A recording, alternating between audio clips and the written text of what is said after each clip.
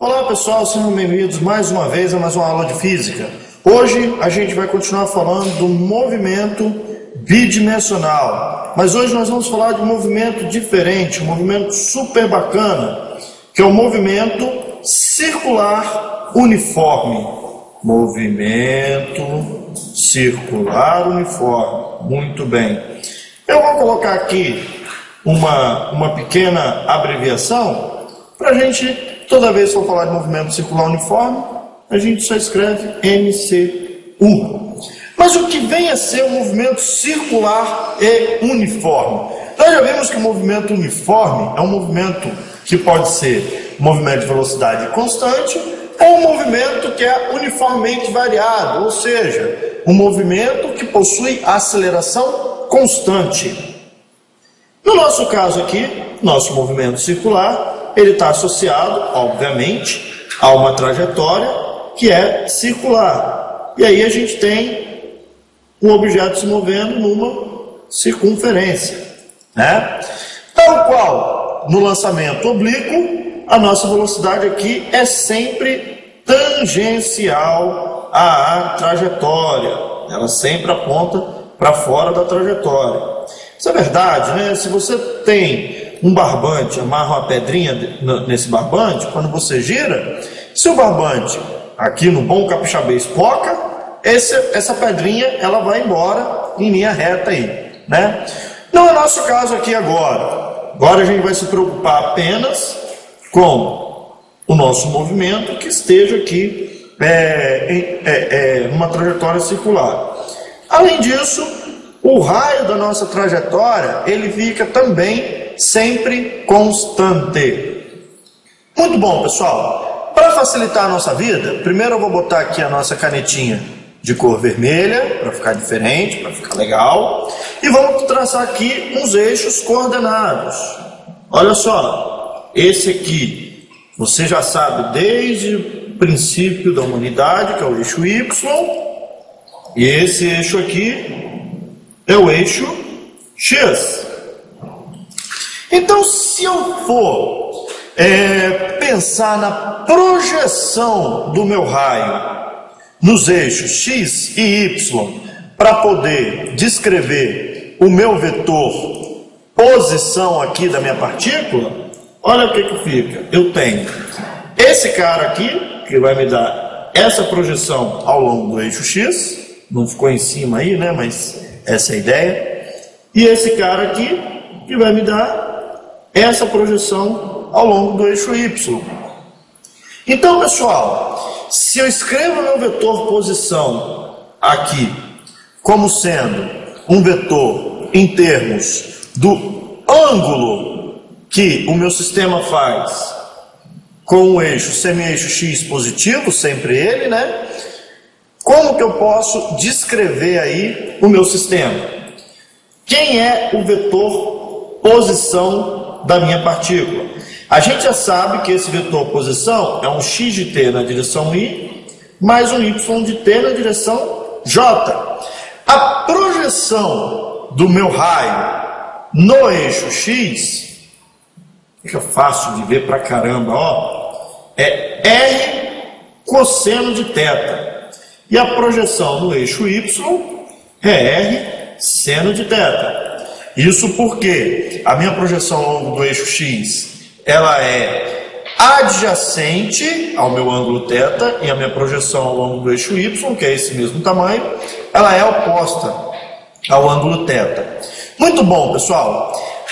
O que é legal no meu movimento circular uniforme é pensar a seguinte coisa. O raio da trajetória, ele é constante. Então eu tenho r cosseno de θ na direção y, mais r seno de θ na direção j.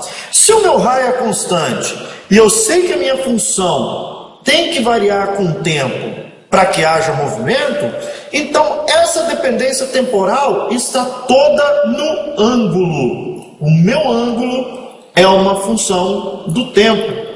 Porque se eu pego ao longo do eixo X positivo e penso no movimento aí, no meu caso, que está no sentido horário, vamos botar de azul aqui para ficar bonitinho, olha só o que acontece. Eu tenho um movimento ao longo aqui, e aí o meu ângulo θ ele vai variando, né? Esse ângulo aqui ele vai variando aí com o passar do meu tempo. Muito bom, pessoal. Agora então eu posso dizer que o meu vetor R de t, colocando aí o raio em evidência, ele fica R que multiplica cosseno de θ de t na direção I, mais seno de θ de t na direção J. Pessoal, se você olhar com muito carinho para esse cara aqui, você vai perceber a seguinte coisa. Vamos calcular o módulo desse vetor aqui, cosseno θi mais seno θj. Eu vou chamar esse vetor, sei lá, vamos chamar ele de vetor H, que é um vetor que eu não conheço ainda. Cosseno de θ de t na direção I, mais seno de θ de t na direção J. O módulo desse vetor, eu sei que é a raiz quadrada da soma do quadrado das coordenadas. Aí, cosseno ao quadrado mais seno ao quadrado, isso aí a trigonometria nos diz que vale 1. Então o módulo do meu vetor H é a raiz quadrada de 1, que é igual a 1. Ou seja, pessoal, esse vetor H meu, ele é unitário. Mais do que isso, ele é unitário e numa trajetória circular, ele aponta para fora da trajetória. A gente vai chamar esse vetor de R chapéu e vai dar o seguinte nome para ele. Ele é o vetor radial. E aí, pessoal, eu digo que o meu vetor posição, R de t, é o raio na direção radial. Porque olha só, eu tenho o raio aqui e esse vetor aqui é o meu vetor R chapéu. Olha que bonito. Tem então a minha função posição para o movimento circular uniforme. Veja que isso aqui funciona apenas para um movimento, né, que seja igual aqui a gente desenhou aqui, muito bonitinho, fizemos aí com várias cores diferentes, inclusive. Então, pessoal, eu tenho a função posição. Lembrando que esse R chapéu depende sempre do ângulo com o semi-eixo X positivo. E esse ângulo varia com o tempo para garantir que eu tenho movimento. Se uma função fica constante com relação ao tempo, a função posição, então significa que o cara está paradinho. Não é o nosso caso aqui. Muito bem, pessoal. Vamos chamar aqui uma folhinha nova para a gente continuar o nosso estudo. E vamos pensar agora quem será a minha função velocidade. Vamos apagar aqui. Ok. Quem seria então a minha função velocidade aí? Vamos escrever um pouco mais para baixo. Deixa eu apagar isso aqui.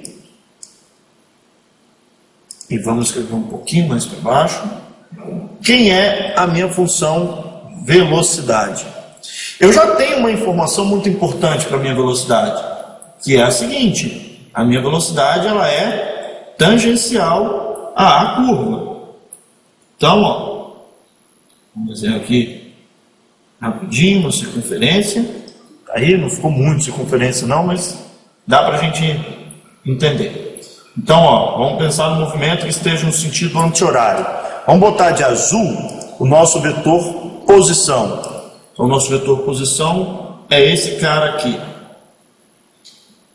Nessa posição, eu sei que a minha velocidade, que vai ser vermelha, ela é tangencial. Se o movimento é anti-horário, então ela aponta para lá. Opa, a canetinha está falhando. Aí, está aí a minha velocidade. Né? Vamos escrever aqui um pouquinho mais para baixo. Aqui, de vermelho, então, eu tenho o meu vetor velocidade. Ok, pessoal? Nós sabemos já que a velocidade é a derivada da função posição. Vetorialmente, isso se mantém. a derivada do vetor posição, vai me dar o vetor velocidade. Bom, se a gente usar a primeira definição para o vetor posição, nós teremos r cosseno de θ de t na direção i, mais r seno de θ de t na direção j chapéu. Vamos derivar então. Vamos lá. O r fica constante com relação ao tempo, então vai ficar r que multiplica a derivada do cosseno menos o seno de θ de t vezes, regra da cadeia aí, eu tenho uma derivação implícita, dθ dt, porque eu não sei como a minha função θ de t varia com o tempo. Eu sei que ela varia, mas eu não sei como ela varia. Mais r, que é constante, que multiplica a derivada do seno de θ vezes a derivada de θ com relação a t, na direção j. Aqui, pessoal, o que eu tenho? Eu posso colocar em evidência dois termos. Vamos ver se é verdade isso. A minha velocidade com relação ao tempo será r que multiplica dθ dt vezes menos seno θ na direção i mais cosseno θ na direção j. Ora, pessoal, vamos analisar termo a termo aí da minha expressão. Primeiro, o que representa dθ dt? Dθ dt a gente pode entender como sendo a velocidade com que o ângulo varia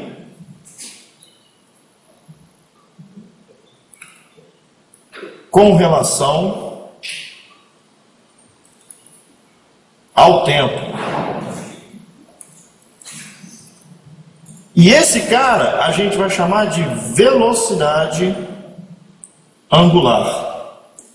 Vamos escolher uma letra bem bonita para defini-la, que é uma letra grega, que é o nosso ômega minúsculo, e dizer que esse ômega é o dθ dt. É a velocidade com que o ângulo varia com relação ao tempo. Então, voltando na minha expressão velocidade e trocando dθ dt por ômega, então nós teremos que a função velocidade com relação ao tempo é r ômega, que multiplica menos seno de θ na direção i, mais cosseno de θ na direção j. Aí, claro, θ continua sendo uma função do tempo. Se você olhar para esse vetor aqui, esse cara tem que te dar qual direção, pessoal? Se você voltar lá em cima, esse cara está descrevendo a velocidade. Então, essa direção que ele está te dando é uma direção tangencial. Então, eu vou deixar para você provar, né? Mostre que menos seno de θ de t na direção i mais cosseno de θ de t na direção j é unitário. Vamos deixar isso aí para você como exemplo.